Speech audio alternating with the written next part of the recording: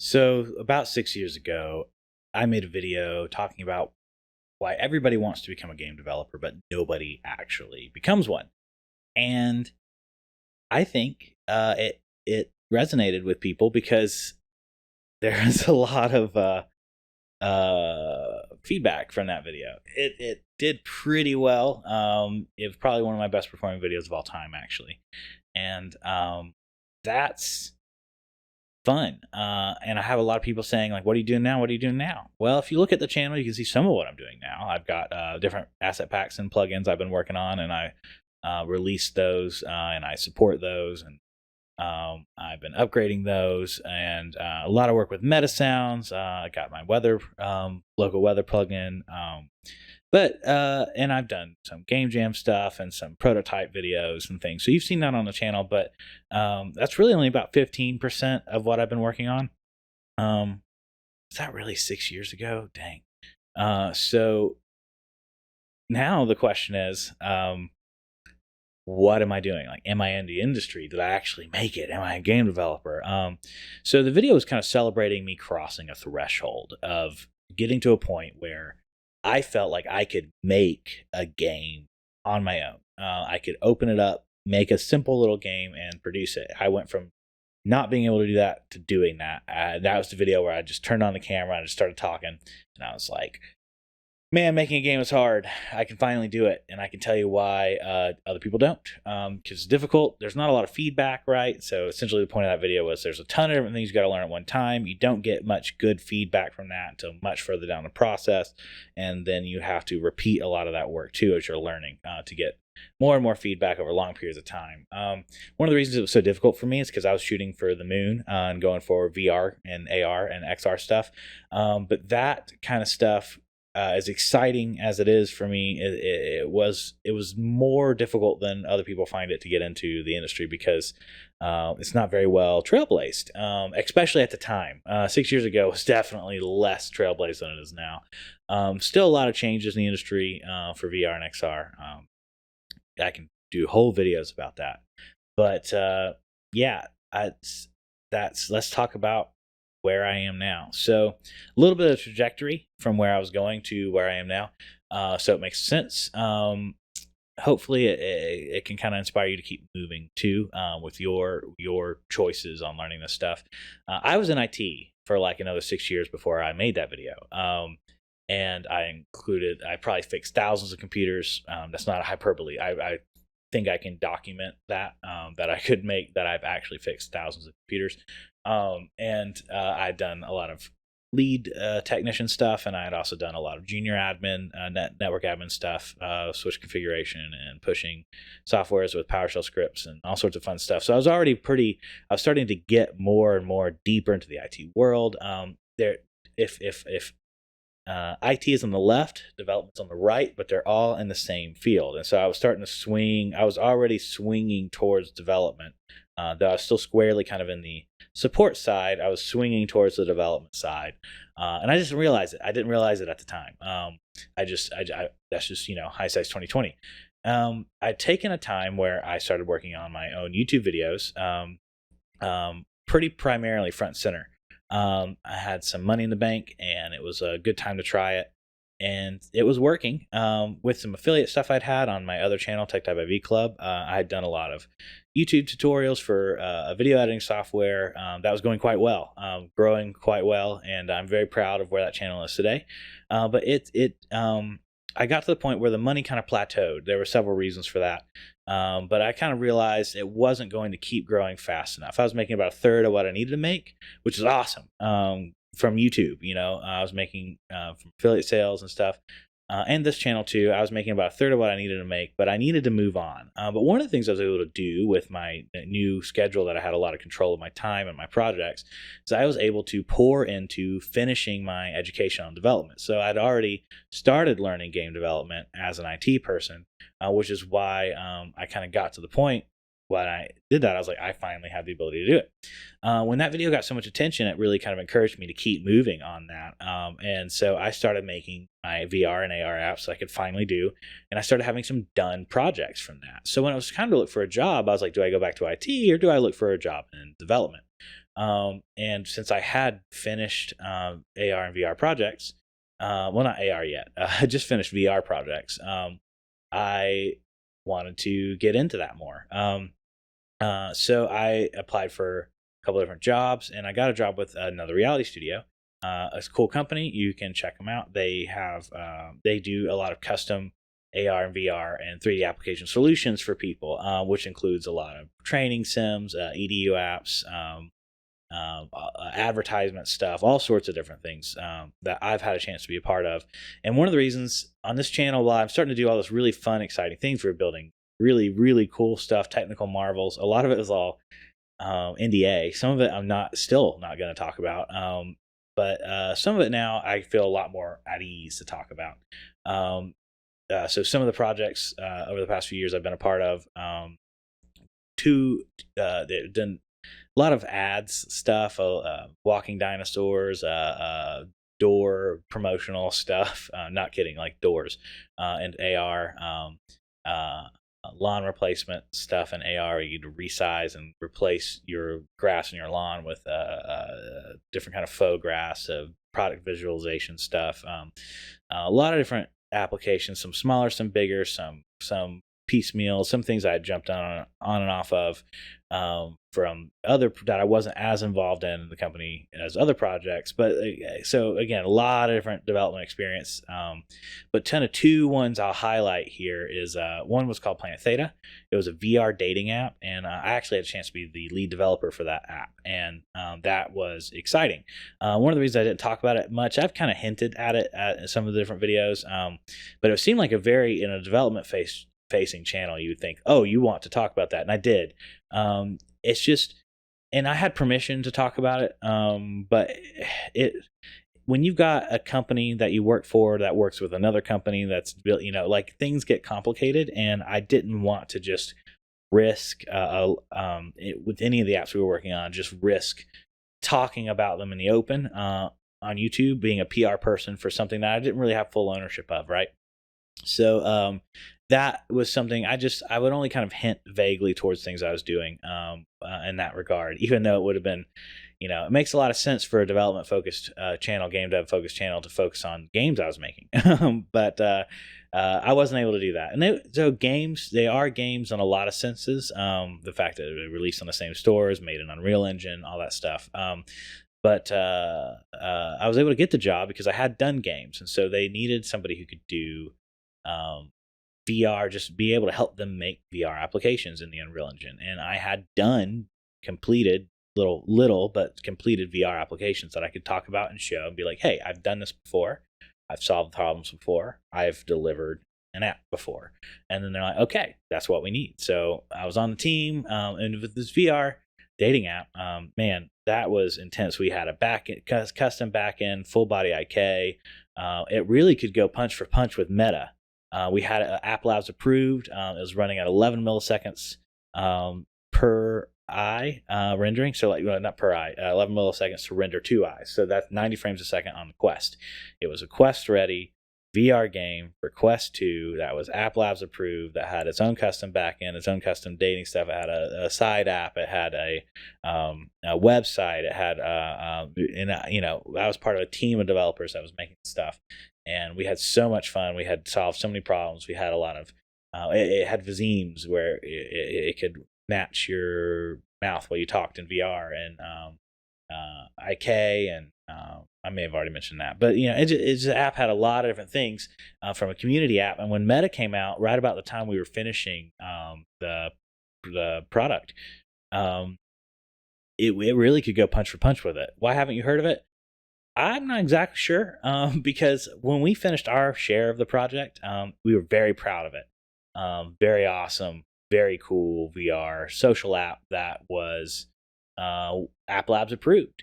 And there's a lot of different things going on. I don't know why the company in charge of it made different decisions, but for whatever reason, as far as I know, and again, I'm not an authority on this app. It's not my app. I don't know when they moved on branding and everything, why they got to this point. I don't know, but I don't think it's in development anymore. And if it is, I think it's under a different name if it is. But for our share, for our purposes, with the app, it was a very big success. Very awesome app. It did a lot of cool stuff, multiplayer, VR. It's cool, and like live servers constantly. Like it had a lot of big fun things that are not easy to do, and we managed to do them with a team that was really only about. It kind of ballooned from.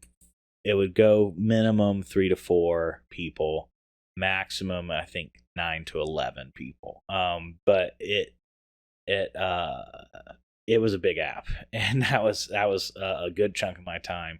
Very proud of it. Another one I'm very proud of. I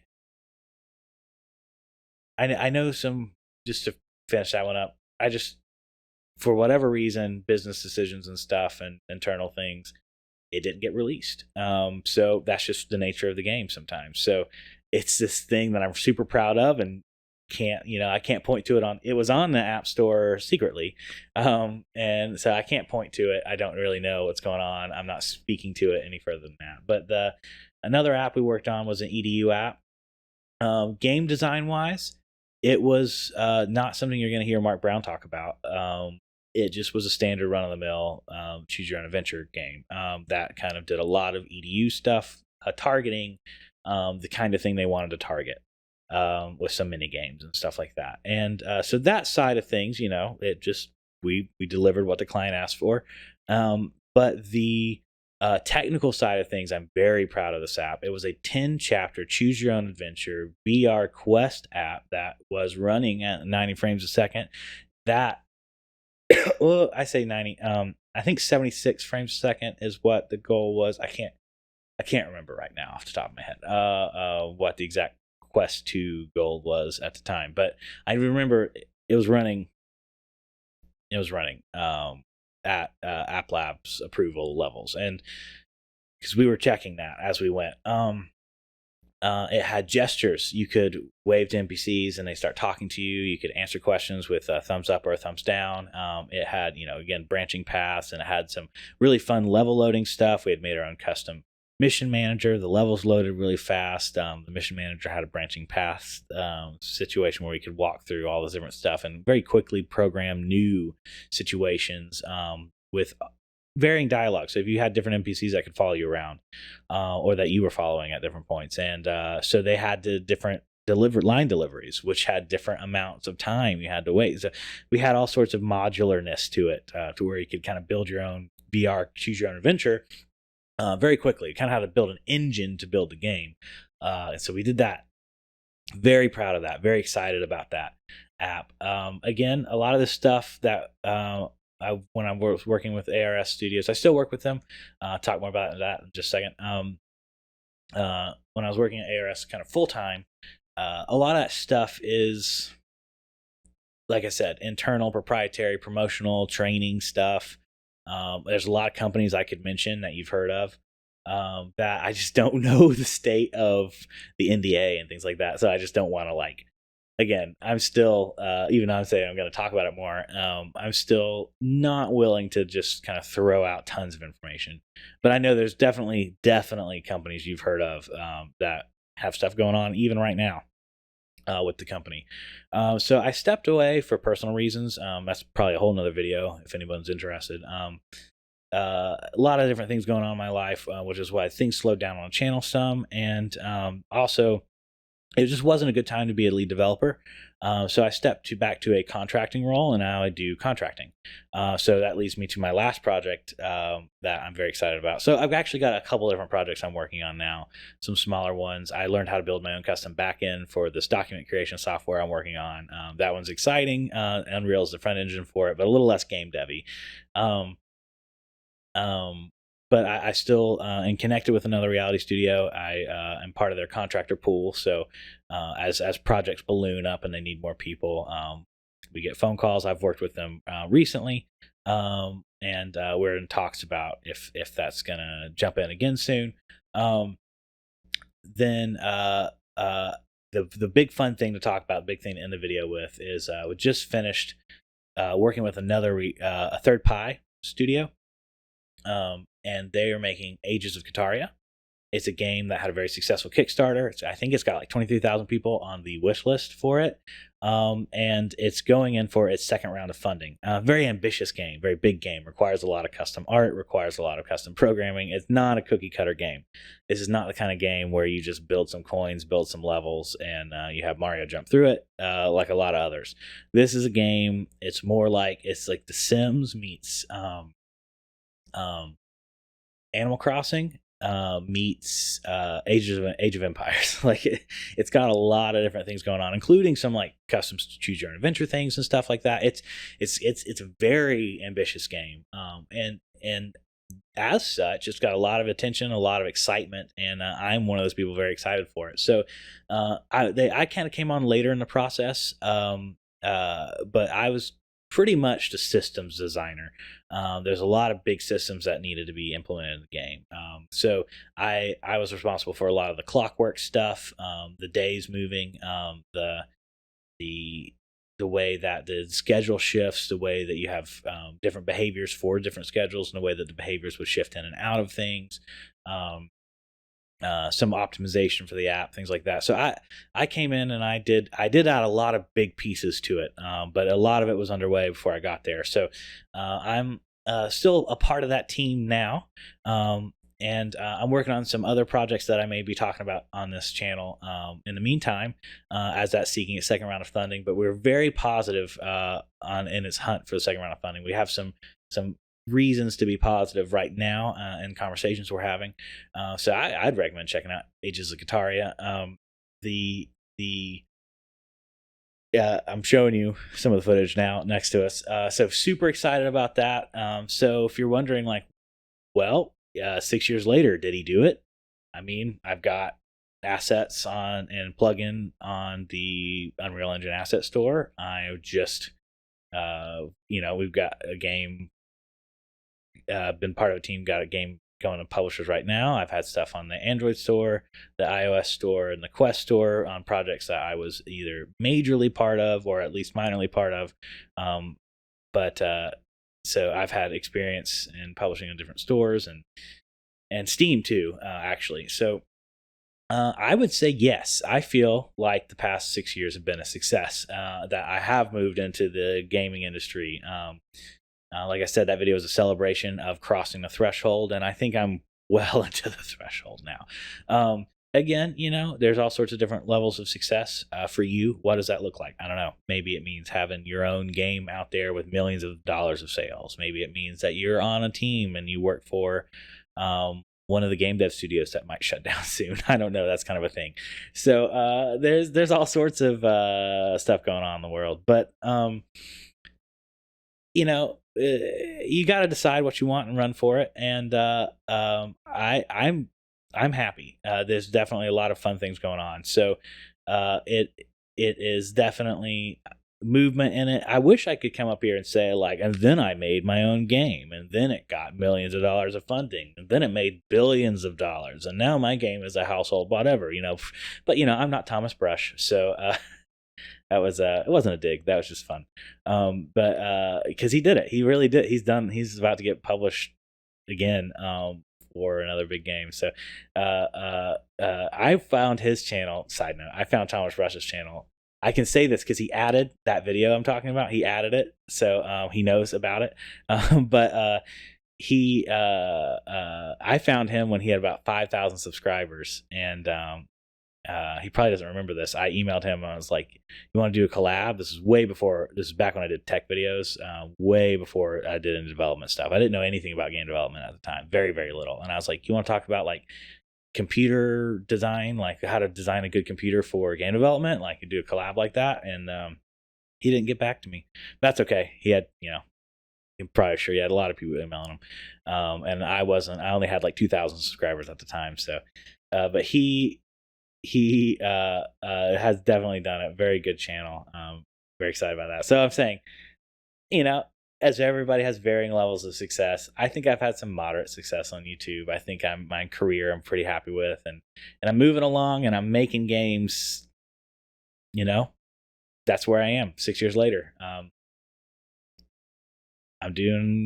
making games. So I'll see you guys next time. Thanks for watching.